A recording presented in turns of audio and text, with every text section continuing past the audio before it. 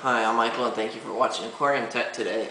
Today I was going to do a really important video on basically water changing. I'll basically have a three-part video pretty much talking here, about equipment and stuff, about how using, one part will be on using this, and then another part will be on using this. But anyways, water changing is really important for your tank because first of all, most people of course get their most people, use their tap water, and that's hard water. And there's most fish, a lot of them like cichlids and betas and stuff like hard water. And of course, the hard water meaning that it has, minerals and stuff in it. Well, they like that stuff. It kind of works the same way as aquarium salt. Helps with like gill function and protects them from disease and gives them electrolytes and stuff like that. So it puts nutrients into the water is one thing, also for plants too. And then of course, when you take the water out, you're taking toxins and other buildup in poo that filters can't get. One of the main things people look for is nitrates, but it's not just that. But it's basically stuff your normal filters and stuff can't get. And it's always good to do a water change even if you have like a nitrate filter or something like that. Especially in fresh water, because fresh water is harder to take nitrates out of. And I'll do a whole nother video on that. But anyways, now the big question: how often do you need to do it? Well, that highly varies between everything between your tank size. I can even correlate. Go ahead and go into real detail and correlate how it relates to lighting. Your gravel, even just the type of gravel you use and whether you do or not, the type of filters you use, how much filtration you have. It really just ties into everything. Of course, the more filters you have, the less often you'll have to do it, but it won't affect it greatly. You know what I'm saying? If you have the same fish in there, and even if you double your filtration, that's not going to mean that you can go from doing it every week to once every 2 weeks. All right, that might mean you can get a couple extra days, possibly, but it doesn't necessarily work that way. Basically, like here, I'll do an example here. Let's take a 55-gallon tank, okay?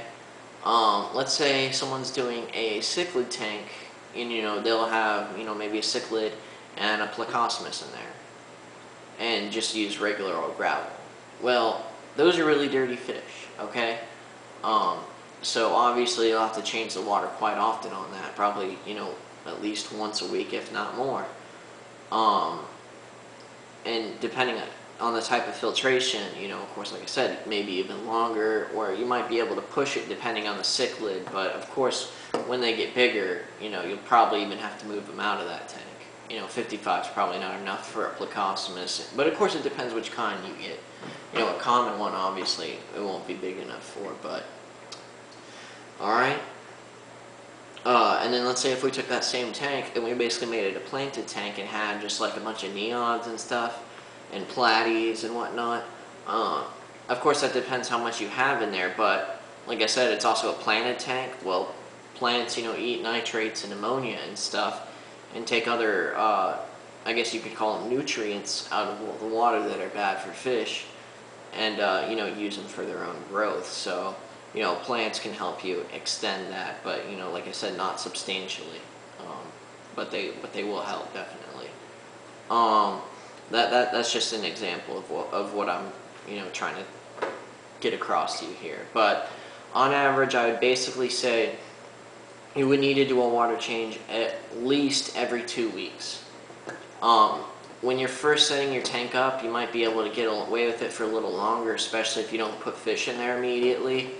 But you'll at least every 2 weeks, at least.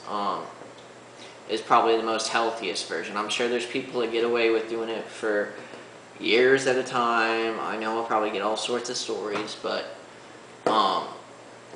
for most of us out there, every 2 weeks is going to be the minimum. Really, every week is probably a better idea, especially for more established and mature tanks. Okay, I couldn't give you the real answer just you know, I'd have to get some information off your tank. So if you do have a real question about it, you know, I can give you a real answer for it. So, but anyways, let's start getting into the equipment that you will probably have to use.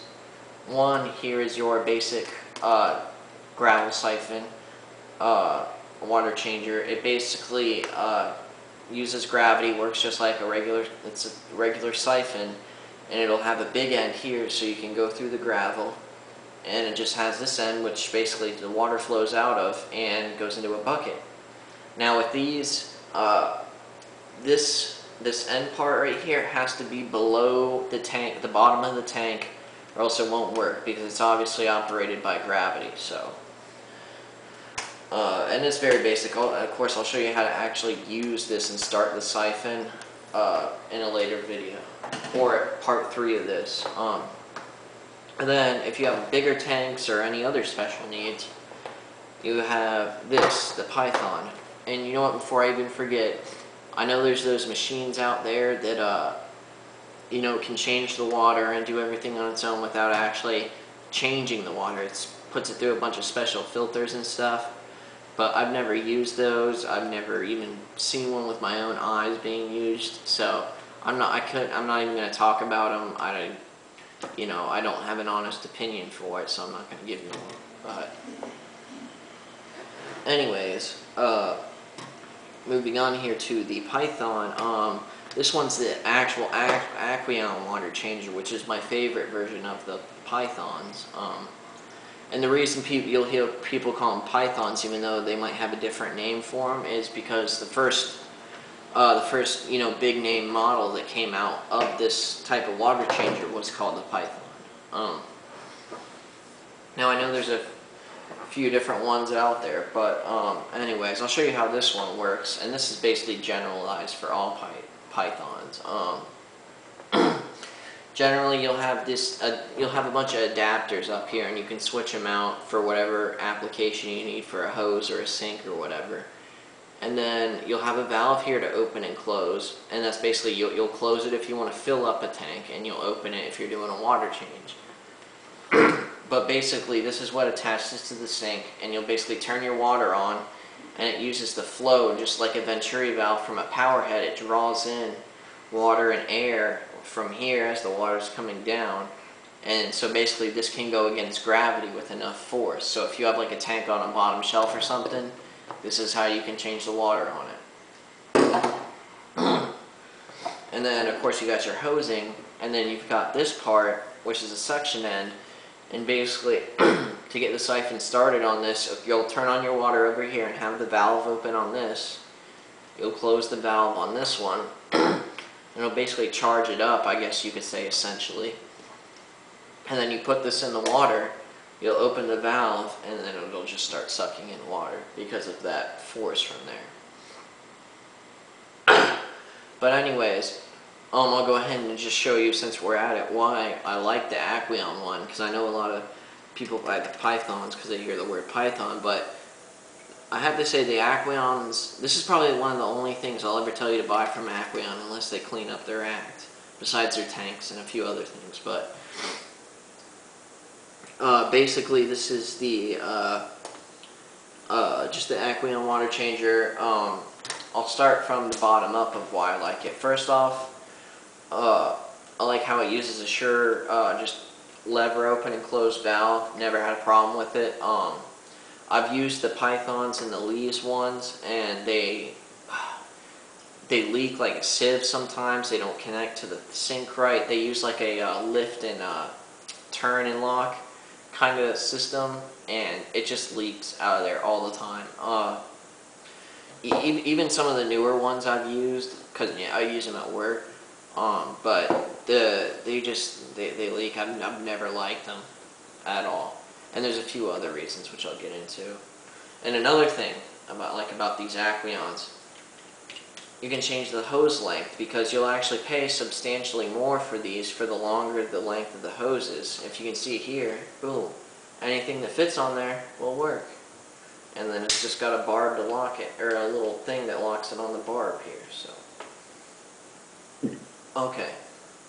Another reason is, of course the other ones don't have, is they have this extra in or out valve. You can basically put in another input there and, you know, flow it back to your tank, or you can use it as an extra out valve and have, you know, some tube, you know, bringing it somewhere else besides just where this happens to be screwed into, which is a pretty nice feature. Now they all have this little diffuser part, but they don't have that on the inside. And then on here, first of all, I don't even like the shape they have for theirs. It's like a box here, so it's kind of a pain in the ass to grab it, and it kind of sticks into your hand, especially when you're changing tanks and water all the time. It's not very pleasant. It might not seem big, but eventually gets to be a pain in the ass. The other thing I like is the open and close valve on this end of it is actually right here on the end of it. On the pythons and the leaves ones, it's actually like down the hose some. So, you know, you have to either leave this in the tank, break the seal, or you know, just to go shut it off, which I don't like either. It kind of makes it a pain in the ass when you're moving the hose around too. So that's why I like these Aqueon ones the best, and that might be a surprise, but these Aqueon ones are pretty nice. Alright. I guess that's about it for this part of the video. Yeah, I'm pretty sure that's about it. Anyways, if you have any other questions, you know, go ahead and mail me or something. But if you can, please wait, and I'm going to try to post these other videos as soon as I can about how to use this and the other one. I'll be posting them ASAP, okay? Alright, just stay tuned for, I guess, part 2 and 3 here.